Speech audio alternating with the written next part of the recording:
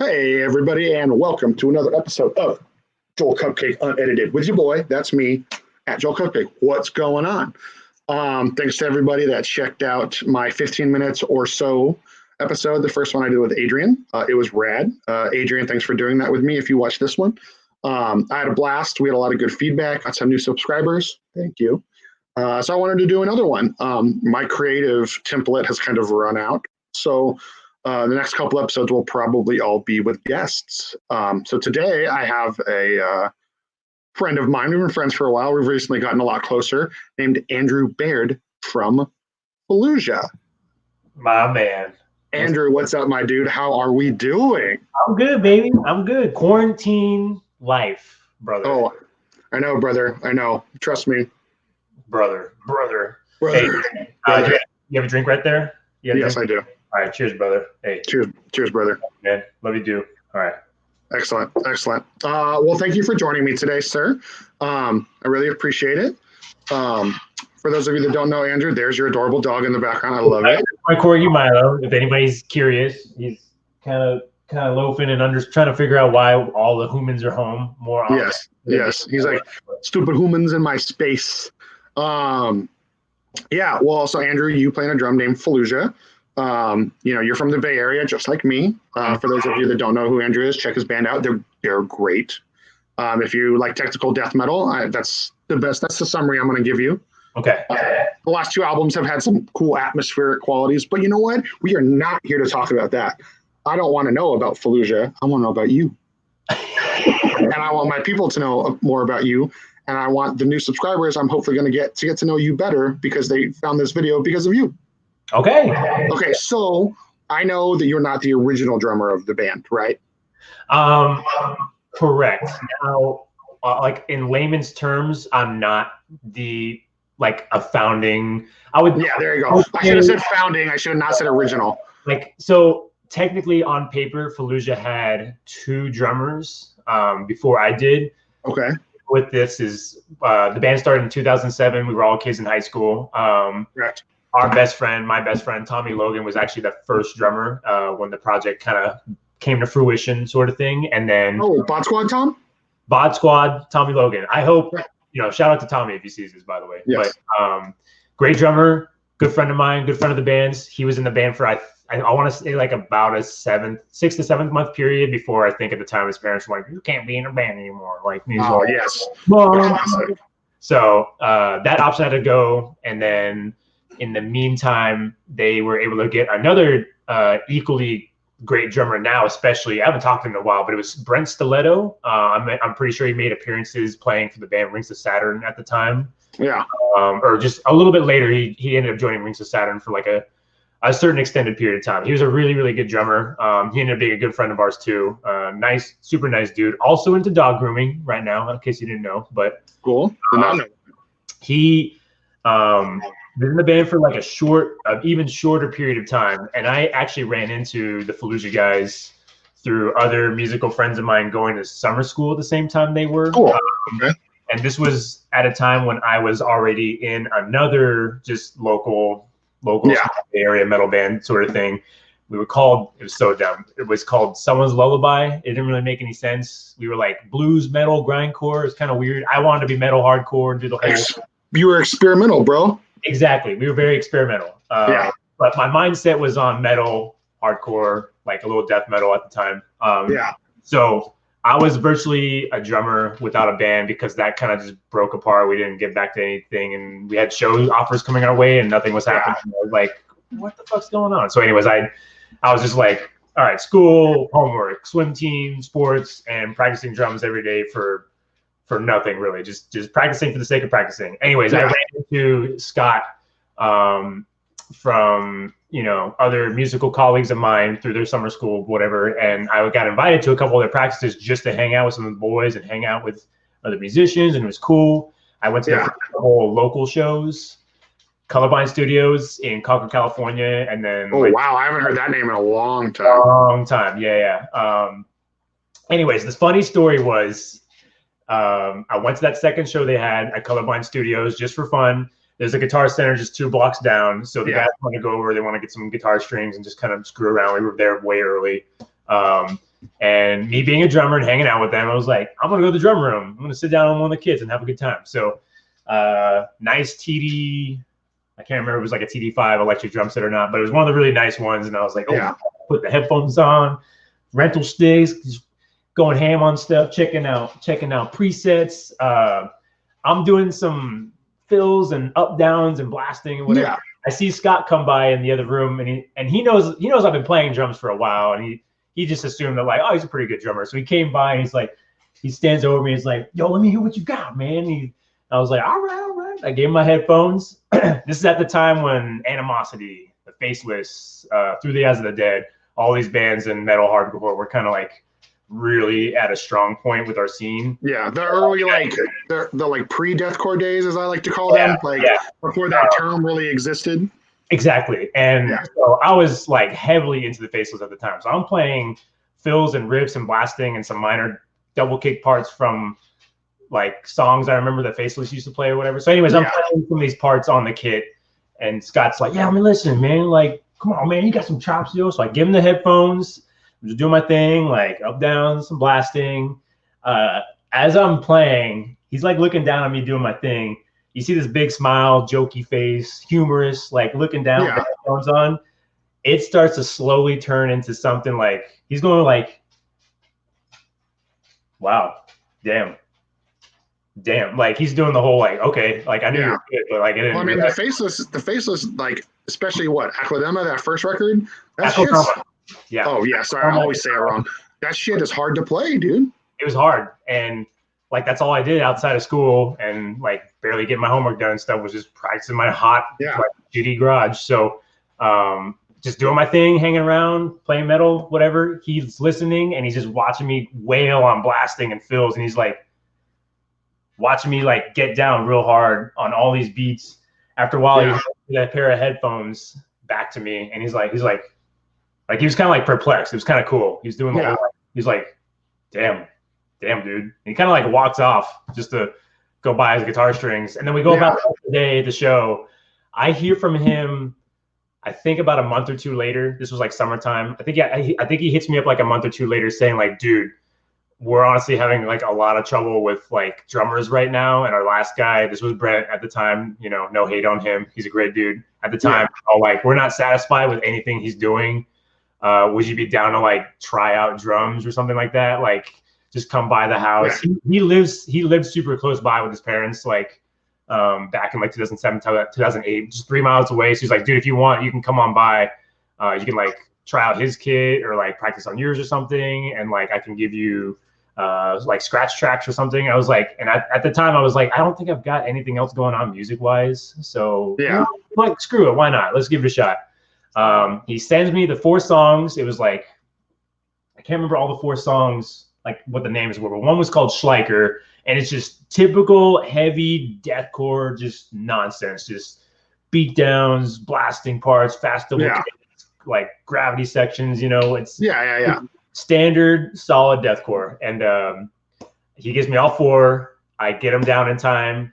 And I think I tried out like a week later, and I was able to like get down all 4 songs in like a few days. And he's like, yeah, the drummer before you is Brent, couldn't like get the songs down in like more than a month. Like you just knocked it out of the park so fast. And we were just jamming and trying everything out together on his kit in his room at his house. And Scott's like, dude, if you want, honestly, you're so damn sick at drums, like you could just have the part. You could be in this band if you want to. And I was like, all right, fine. All right, let's just do it. So, were they already on? Unique was the first label, right? Unique Leader was the first like legitimate record label we were on. Were they already on that, or was this prior to that? This was way prior. So this was like 2000. This was like 2007, and we didn't start to have like any sort of label support. I think till like 2009, 2010. Okay.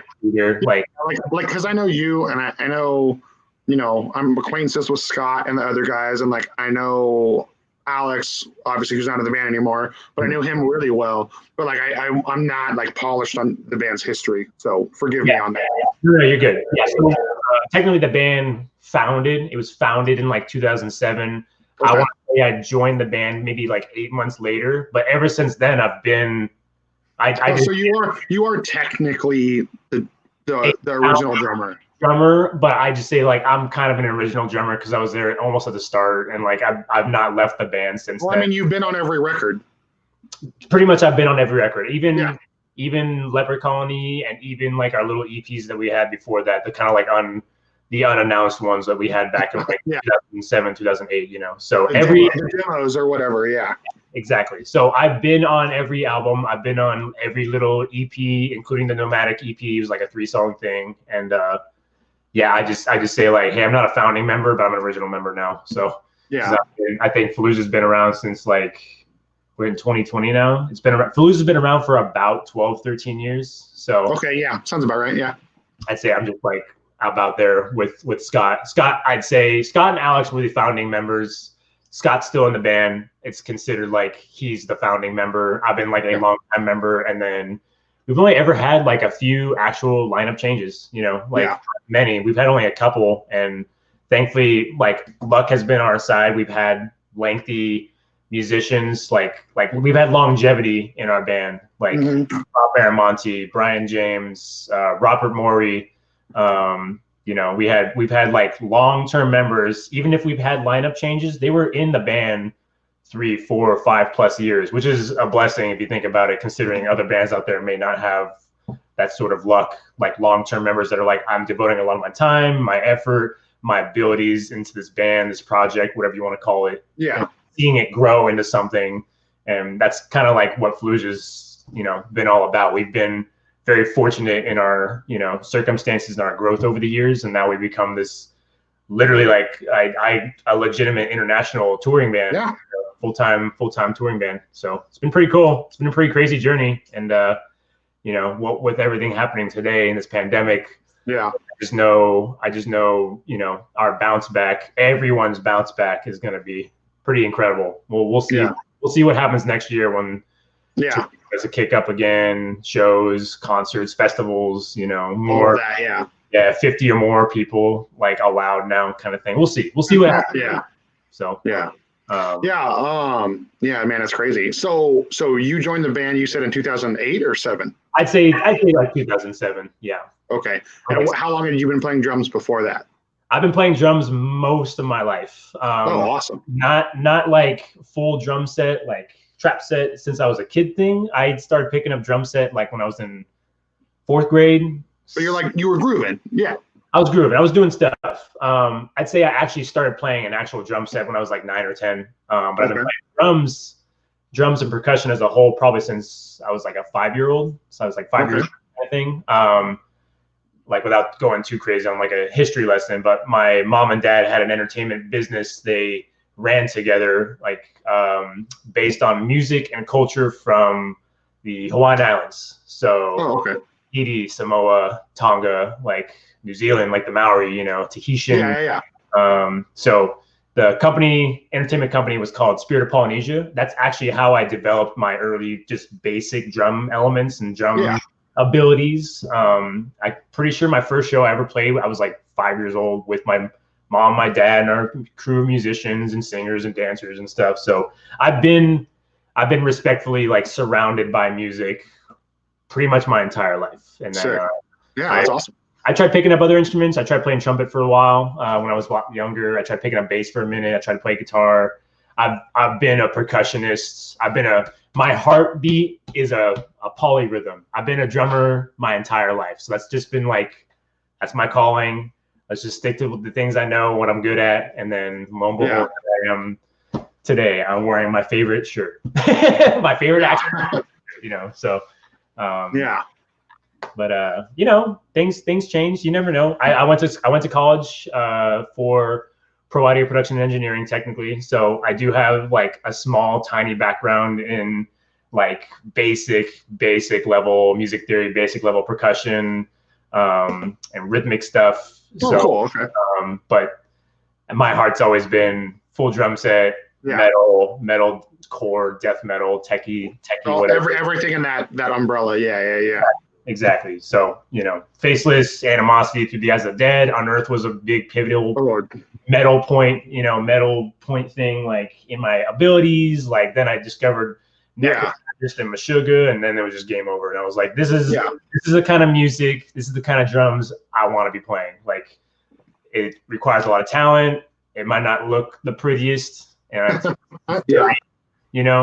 but it's damn fun. I made a ton of friends here. Metal's kind of helped me get out of a bunch of depressive ruts growing up back in the day, So I owe my life to metal. That's awesome. Yeah, that's awesome.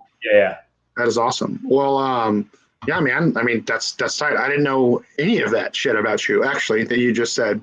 So you learn something new every day, man. Yeah, you do. You do. Like, that I hate that phrase because I think it's cheesy sometimes, but it's like true. You do learn something new every day. Yeah. So, but well, damn, man, that's tight. That's tight. Well, yeah. So, okay. So, like, again, we kept talking about Fallujah a little bit. Like, I don't want to do that. That's not why I'm here. My channel's called Joel Cupcake Unedited, and like the first 7 or so videos I did was all just me ranting and raving to the camera and people getting to know me and my history and how I feel about shit and certain things like that. And like, I obviously we can't not talk about Fallujah because it is the band you're in, but like, recently we've been talking a lot more because you're doing stuff on like Twitch and you have a Patreon and you're doing drum lessons on Skype. You know what I mean? Like what are you up to right now? Like, how are your creative juices flowing during the pandemic? I've been sitting on related ideas kind of way back last year during springtime sort of thing. Mm-hmm. Just regarding everything that's happening right now with the pandemic, the quarantines, COVID-19, I was going to assume my thought process at the time was like, I'm about to hit 30 years old. I've been doing the music thing for like most of my life now. I've been doing the metal thing for over, I've been in Fallujah for like 13 years, been doing the metal thing for like 18, 19 years now. And I was like, I should be doing more things to like, for me, like Fallujah's always the primary project. Our successes are what's going to help dictate our abilities and like carrying us forward into the future sort of thing. But I should be doing more like me on a personal level too. And I was like, I've got like musical abilities and stuff. Why don't I just try and like, let me just break out these eggshells a little bit and try some new stuff that I, might have previously been scared to do or just fearful of doing certain things I wasn't comfortable with. So I got into the idea of like, well, I don't know how I can be a better teacher, more or less. I'm not super involved in theory and that sort of thing or whatever, but like maybe at least try and teach what I picked up, what I know from my many years of road experience, traveling United States, Canada, Europe, all that stuff. So I was like, maybe I can at least teach basics and, like people like, oh, like they want to learn how to just play drums. Like, I would love to teach you how to play drums. And then like metal guys that want to like go fast on the feet or the blasting or the hands, like I can totally teach you stuff like that. And then, fills and rudiments and stuff. So I tried to finally break my fear of like, just get into teaching, see what it's like. You'll have more fulfillment just like showing and like doing your best to explain your abilities and teaching students or all that want to improve their chops behind the kit. Just do it. Even if you're doing it for free, you'll get fulfillment everywhere else. And it actually helps you as a teacher also become a student for yourself too. How well do you teach? How do you interact with different students with different personality types? Like, are they better when it comes to like me just showing them stuff? Do I need to explain things better? Do I need to show them examples on YouTube or something or that sort of thing, So teaching has been lately like really fulfilling and like it warms my heart when I finally like get through to a dude who's trying to learn a fill or his blasting seems to improve or he's like, dude, I have way more endurance and my feet have been like a little faster. Like I appreciate all your like little mini helpful tips and tricks and like rudiment stuff, and I'm like, hey, that's great. I'm so glad because I like sticking to basics. I like sticking to foundational things. So teaching has been fun. It's been super fun and awesome. The Caldera drums thing, that's something I've been sitting on since spring last year as well. With the access to the internet and like social media, Spotify, iTunes or whatever. You and I both know, we're gamers. We're kind of nerdy and stuff. I've been listening to video game music since I was a kid, RPGs, RTSs, whatever. And something struck last year where I was like, I've never actually covered another song before. I've only been a musician of original material. Like, why don't I just try to cover something? Like, I don't have to do like, I don't know, Van Halen or like Misfits songs or something like that. Like I should just try something that I think would be fun. And on the way home from a friend's place in Sacramento, it was like late at night. There was like an announcement on Facebook I just recently saw that time about like how the Square Enix, the company Square Enix, they make all the Final Fantasy games or whatever. Yeah. They were throwing all their old music on Spotify, just like on the spot. Like, hey, we're getting ramped up for all the new games coming out, so all these OSTs, are on Spotify. Just go and listen. And I was like, oh man, sweet. So I pull it up. There's like Final Fantasy 7, 6. Yeah. 4. I played 8. I played 10. I'm just skimming through.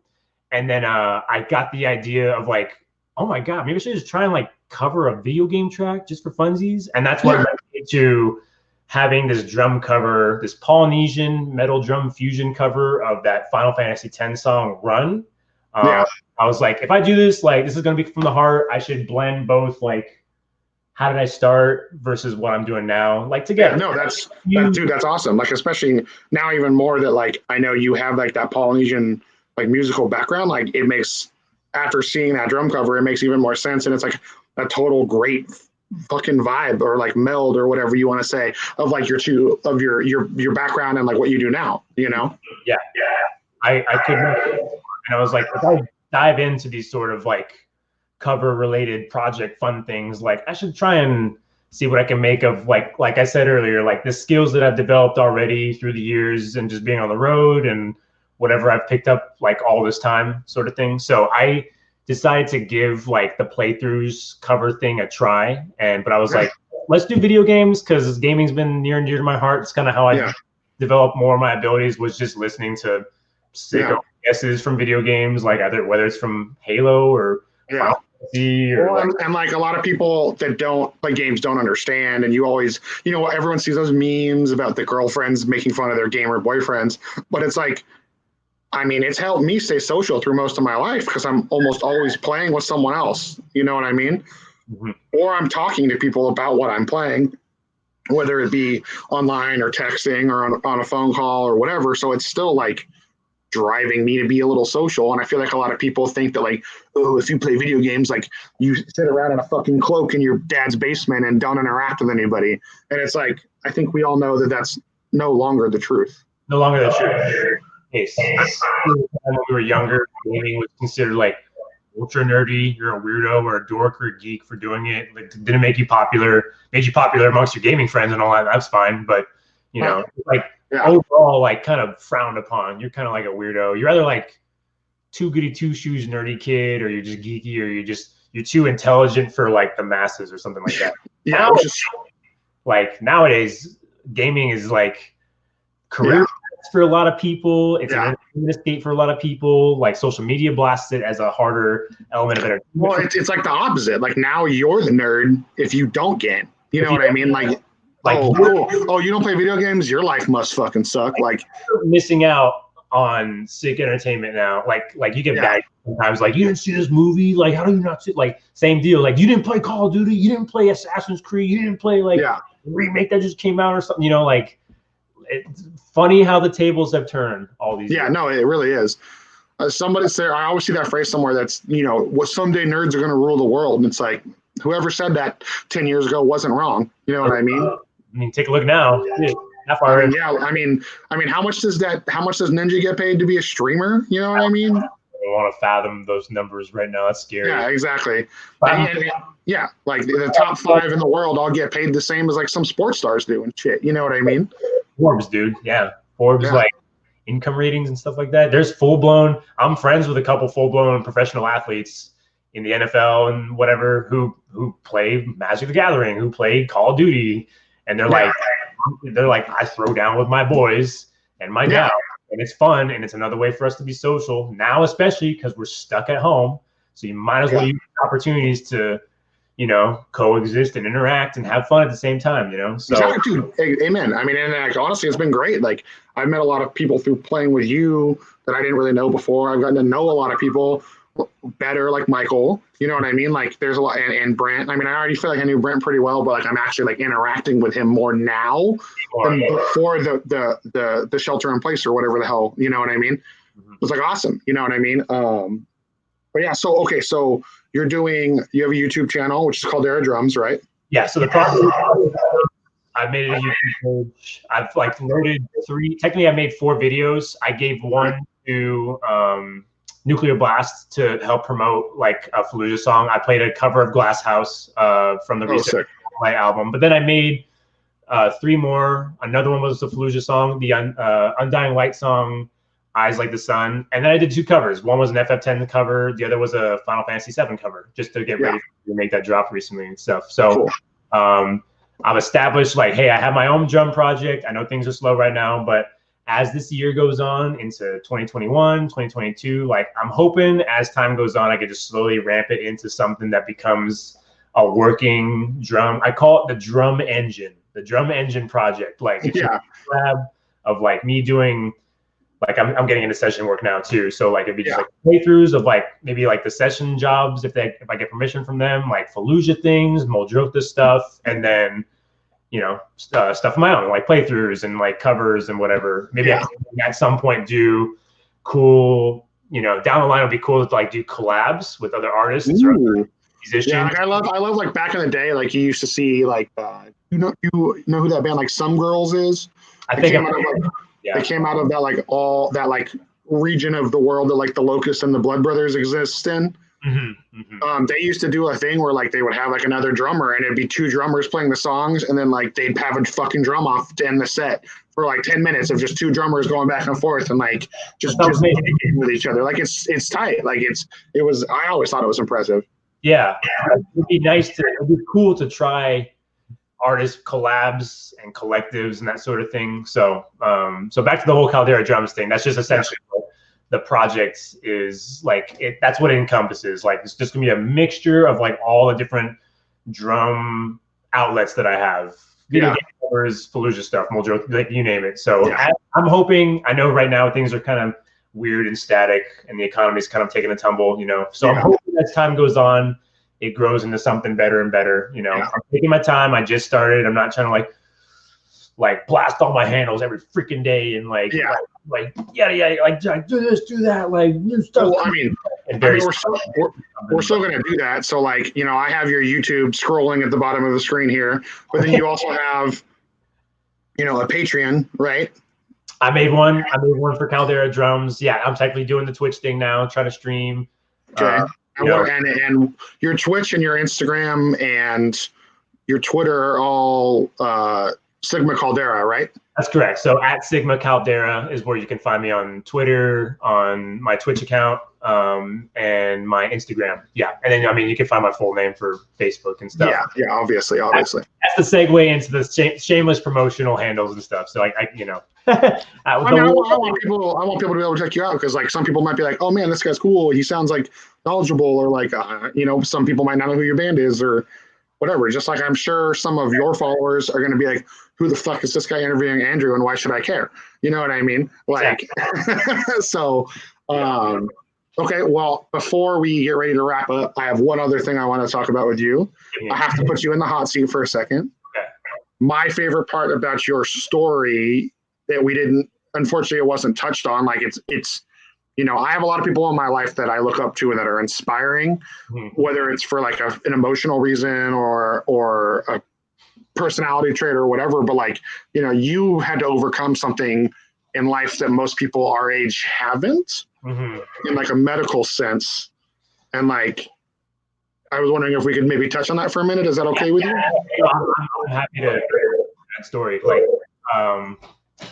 what was it? 2012. So in 2012, I was diagnosed with stage 2, like non-seminoma testicular cancer. And, I grew up, like we all have trials and tribulations, and we all experience loss. And like, I grew up without a mother, like most of my life. Like she passed away a long, long time ago. Like I didn't do well in school. I had ADD growing up. Probably the reason why I got like into drumming and that sort of thing, But it works. It makes sense. It makes more sense. Exactly. But I think so. cruising through life, college, Fallujah, music, school, whatever, doing my own thing. I get diagnosed with stage 2 cancer, testicular cancer in 2012. And I experienced symptoms like 5 months before that. So September of 2012, I was doing like a bunch of sports and Krav Maga and like just being active with Fallujah and doing local shows and just living a young, healthy dude's life in college sort of thing, like having a good time. Hopeful for life, and I start experiencing like weird throbbing pain. I don't know if it's TMI. I don't know, it's unedited. I get it, but like my sac, like my groin area was like not doing well one day. Like I was just like throbbing so hard down here, and like I feel like really uncomfortable, and I have to pee a lot. And I guess in like a kind of a short period of time, my left testicle like grew to the size of not an avocado. It was like almost like a tennis ball, not a tennis ball, just like it's large. It grew to an enlarged size, like abnormally fast. And once that, so you were like this basically. Yeah. One was like a normal size. Usually, the average size of a testicle should be like the size of a grape. Mine like almost like a lime lemon sort of thing. Anyways, so damn. Okay. Like it happened like pretty quickly, and then all my symptoms just kind of ceased. Like it just stopped, and then I kind of went 5 months out through that time. Just like I don't know why my nut grew this big, but I have no like discomfort anymore. It just got large, and surprisingly like almost rock hard, which I should have known at the time that wasn't good. So I went through life. I remember doing a tour with Fallujah and Aegeon. Good time. I was going through school, like just living life. And then I came back from that tour in January. I still had the enlarged testicle, and it was really starting to worry me. So I was like, this is ridiculous. I don't know why my package is like this big now. Like, I just gotta I got stuck. Seriously, no. Sorry, I should not be laughing. Just the way you said that was just like the way this like my mind was blown. I was like, this should not be happening. I don't know why. Like this isn't part of like how I grow into a grown up or whatever. So I was like, yeah. Let's get a checkup. Let me hit up my doctors. So I live in the East Bay, San Francisco, California. So I went to Kaiser Walnut Creek and just explained to him like, look, I feel like I was talking to my doctor. I was like, I feel great. Like I'm in the gym. I'm healthy. I'm strong. Like doing all these cool activities and stuff. I just have this problem down south. Could you take a look at it for me? My doctor at the time was like, yeah, it's fine. Like we're all growing. It's cool. So what are you worried about? I was like, well, I feel like my testicle like enlarged and stuff. He's like, let's take a look. One of the tests was whatever that I keep forgetting the name of it, but it's the device they put in your ear with the light on so they can look inside your ear. Oh yeah. He's like, so we're gonna do a test. I'm gonna put like a plastic bag over it and shine this light. After I showed my groin to him, he's like, whoa, that's a pretty big testicle you got there, and it's only the one of the two versus like both of them being big. So he's like, I'm gonna put this bag over this, like not a stethoscope. I forgot what it's called. Anyways, he's like, I'm gonna put a bag over it. I'm gonna shine the light underneath your big testicle, and the goal is if a light shines through your testicle, it's fine. You probably have some loose liquids. We can clear it up. Antibiotics, give you a shot. You're gonna be okay. He's like, if no light shines through though, that might be cause for concern. So he does the trick, checks every region of that spot. Yeah. No light shine through anywhere. And he's like, what I'm going to do is I'm going to send you down to urology downstairs. Let's give you some x-rays. Let's just take a look. Yeah, you look fine. You look healthy, but let's just be sure. Nothing, I went downstairs. They did like a certain like scan probing thing, similar to like getting an MRI or whatever. I head home, and actually on my way home, I actually get a frantic phone call from one of the same ladies that did the test on me saying, hey, Andrew, I'm sorry. I don't have any other way to sugarcoat this, but you've got cancer. And I think I was at a red light at an intersection, like close to home. Yeah. And I think I sat there for a second, even when it was like green, just being like, where's my phone? I think it was on my cell phone. Like this was before you can like not talk on the phone, I was like, you sure about that? Really? She's like, we think you are a stage 2. You're at least a stage 1 because it grew to such a large amount. Plus, you've let it sit there for over 4 or 5 months at the time.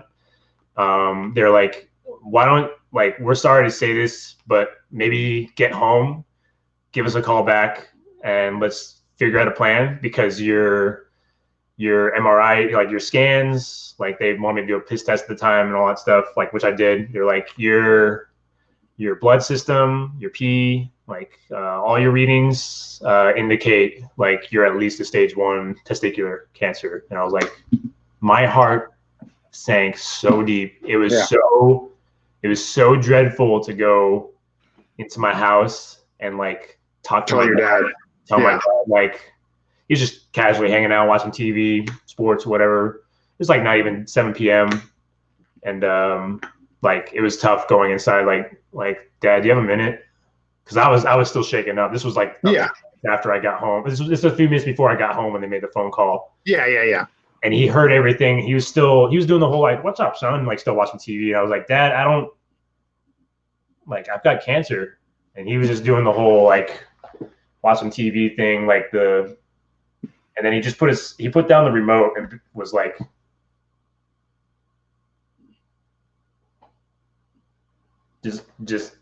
I sank. I sank. It was tough.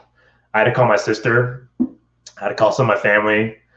I called Alex first because I called Alex first. I called Scott. It was tough. That was one of the hardest parts, was making those dreaded phone calls to say, like, I don't have any other way to say this. I've got I remember hearing that, like, because like I knew I had met Alex a few times at that point in time, and like bumped into Scott, and who was the bass player then? It was still Robert.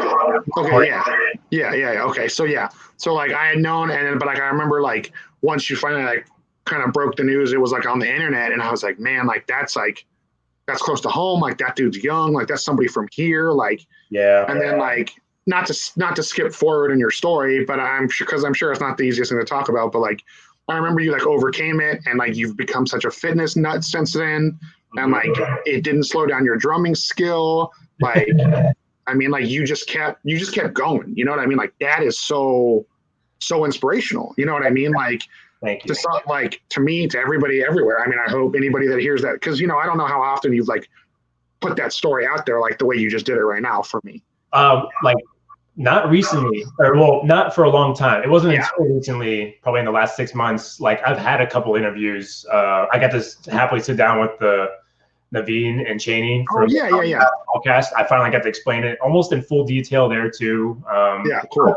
I've talked about it with close friends, people I may have met like on tour. And again, like I'm saying, like it's been a long time. I'm very happy to talk about it. I don't care about the TMI thing. Like, yeah, dude, I lost a nut. Like, but I feel like I'm twice the man I've ever fucking been in my entire life, So like, well, that's what I'm saying. Like, the way, like, you didn't let it derail your passion.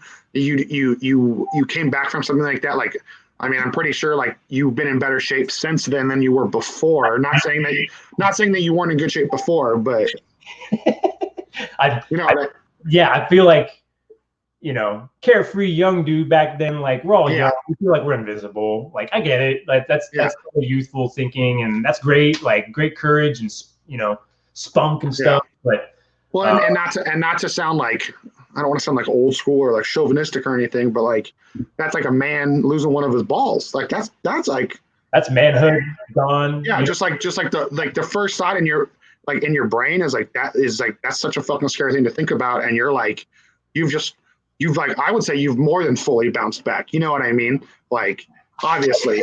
Kind of the hope was like, I think what kind of struck a fire at the time that it all started happening was, I'm gonna get a little deep on you, but I was like cancer is about to like annihilate my entire lifestyle, not just my health, and I don't like that, and I'm gonna do what I can to keep it. Mm-hmm. Here's the catch, though. As I was going through the entire journey of surgeries and chemotherapy and throwing up at night and losing sleep and nightmares, and then like losing appetite, losing weight, muscle mass, like energy, the ability to play well, like, lo and behold, like, I wasn't gonna die from this. My doctors were like, "You're not gonna die. This is actually a very common cancer to deal with. We're gonna get you through it. but you're a young dude, so we're going to just try and blast the living hell out of you to get it done as soon as we can. And it worked. I got it done within a year, which I'm very fortunate for.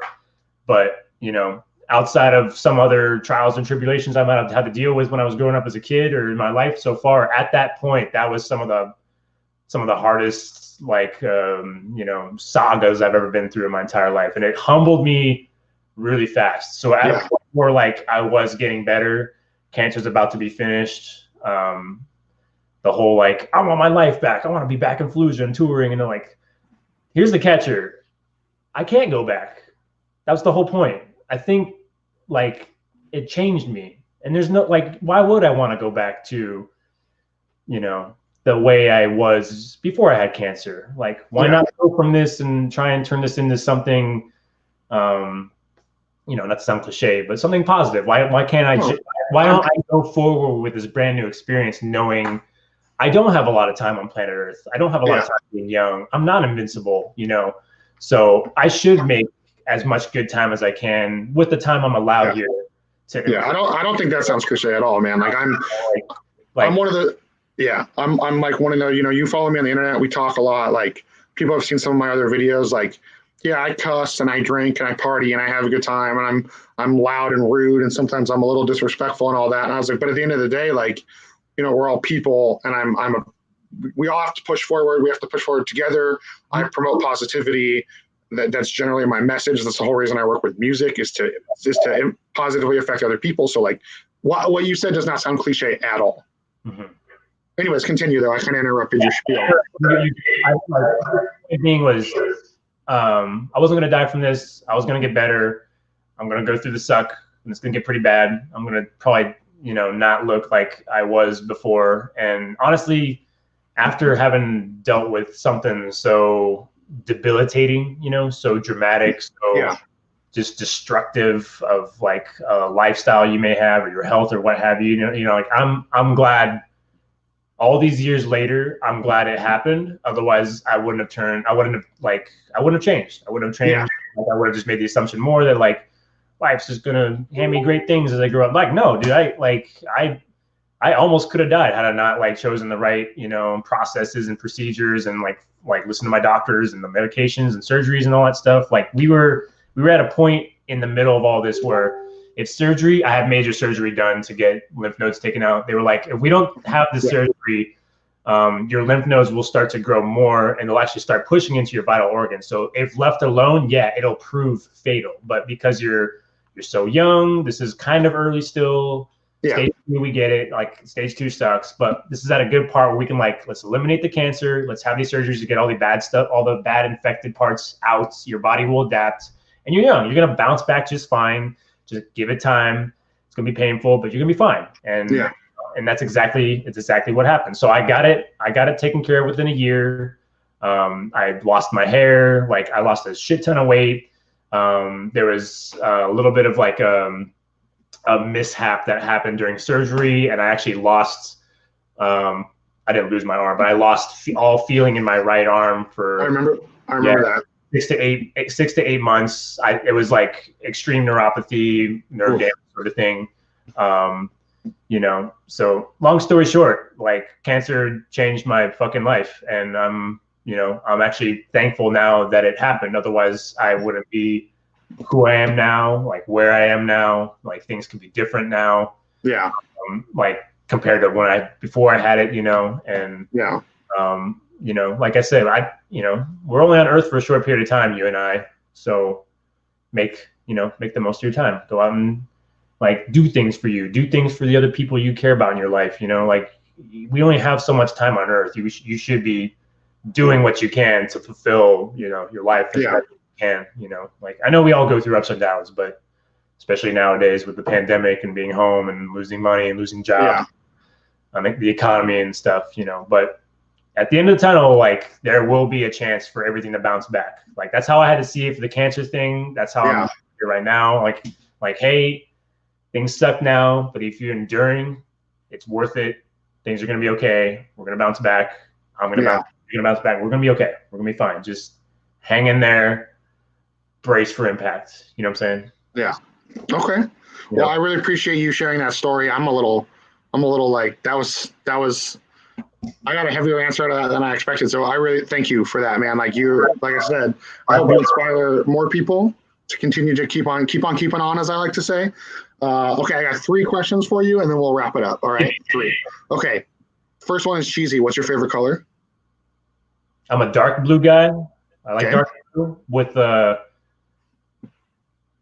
and dark blue. Okay, all right. What's your favorite food? Bruh. I'm not picky. I'll eat anything. Okay, you want to know the one thing I don't like? That's we can do that. That's fine. I, for some reason, just can't handle olives. I can't eat olives. I don't eat olives either, so that's fucking wonderful. I will eat a barbecued bug, like a chocolate covered cricket or like something, but I can't handle olives. I don't know why. It's probably like the whole like people with cilantro. People either love cilantro or hate cilantro. Yeah. You know, I don't know, man, but I will eat anything and everything. I love Japanese, I love Thai, I love ramen, I love Mexican food, Indian. Like your boy, I'm safe to say, my boy, you know, I can eat, man. So yeah, you know, I like drinking cool, it's whatever, but you gotta eat for the rest of your life. So you might as well get good at eating food. You're right, my friend. You're right. Belly here, you know it. Like, I know about that life, sir. Don't worry. So I like everything, man. I'll eat anything. Okay. Mm-hmm. Okay. What is so like obviously besides playing drums and playing video games, because we've talked about that basically this whole episode. What is like something like what do you do at home that's been helping you survive like kind of this pandemic and like this extenuating circumstance that we're all in? Like what is like do you meditate? Do you have like something that you don't maybe like always put out there, but it really helps you like, you know, like get through the stuff? I read, and every time I talk to my friends and I'm like, I've read that book. My friends are like, you don't read, but you know, it's because I don't talk about it. You know what I mean? But like, you know, so what would be like that? What's that quality in you? You think? Or not quality, behavior, or adjective, activity. I think you and I can both metal, music, being an entertainer, being a musician, being a booking agent, all that requires you to be very social and like interact with people a lot. So nowadays, because we're barely interacting with anybody save our close loved ones, if we're staying at home with wives, husbands, parents, brothers, sisters, whoever. You should try and take the time to be alone. Like don't do the whole I hate being lonely. It's okay to be alone. So lately, like in the midst of quarantine life and like go outside, don't like make sure you wear a mask, wear gloves, stay 6 feet away from people. This past month, especially, I've actually been driving up to like a couple viewpoints here in the Bay Area to like overlook the city and just have a sit in the sun, have a drink, not alcohol, but like, coffee, whatever. And just sit. Hot chalky.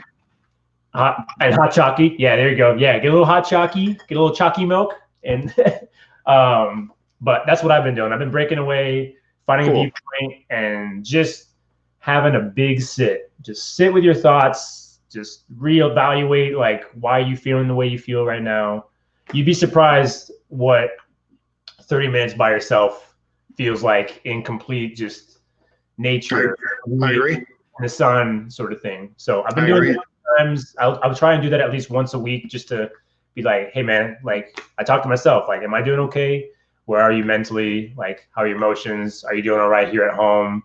I know the economy's kind of shot right now and things are not going as planned, but just reevaluate your thoughts, reevaluate here. And then another thing I've been diving into lately is like, I'm not a yoga fanatic. I'm not really good at doing yoga, but I have been hitting the floor with just a mat and I just stretch, just stretch, put on a little music or your favorite YouTube video or something. Yeah.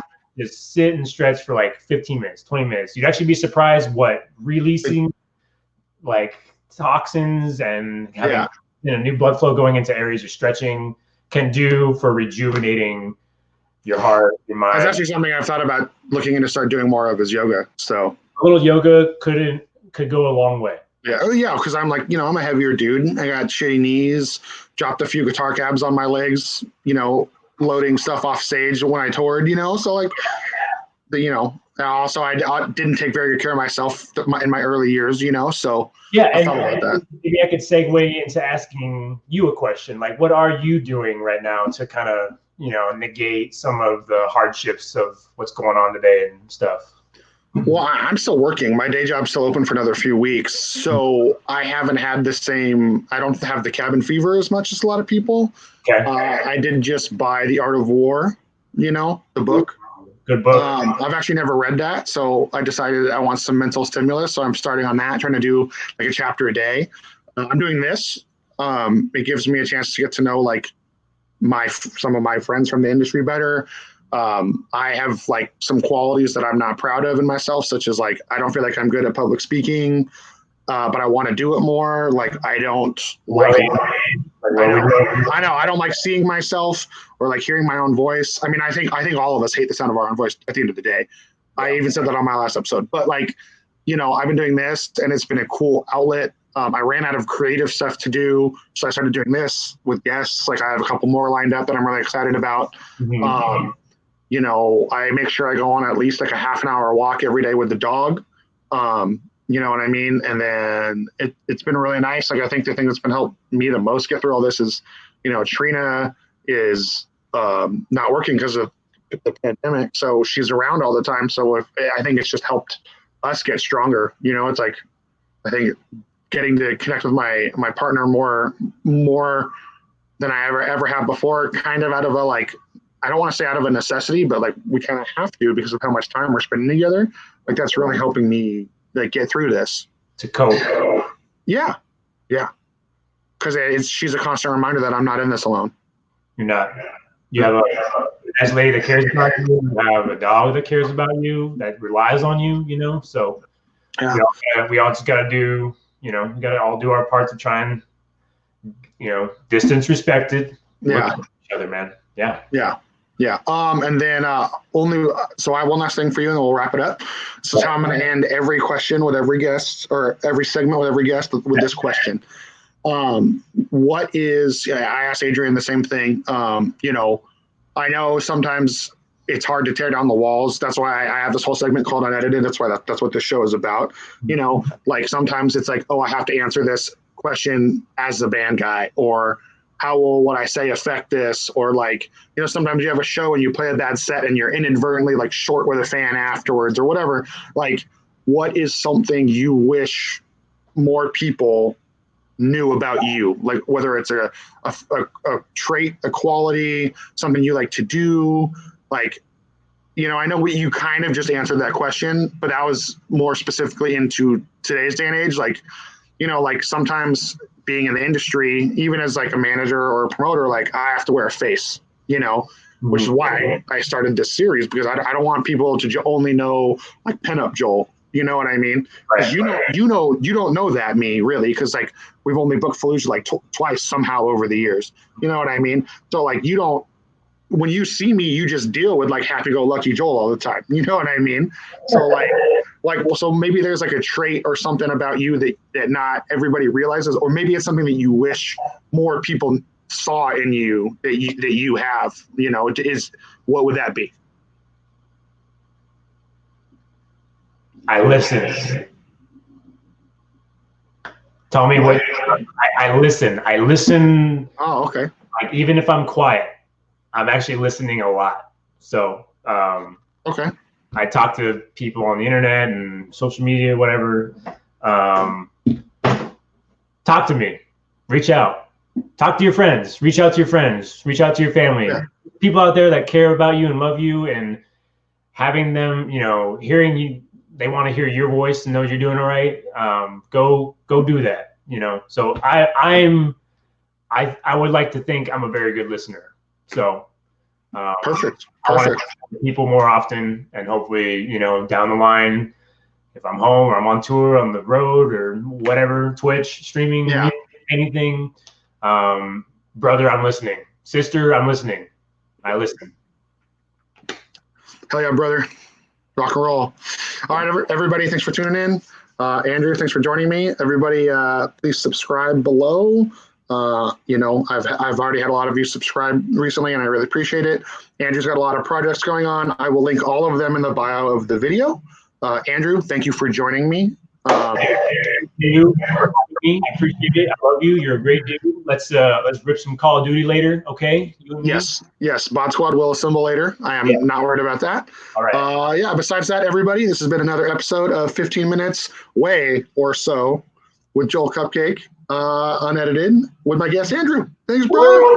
Woo! Hi, guys. Thank you. Appreciate it.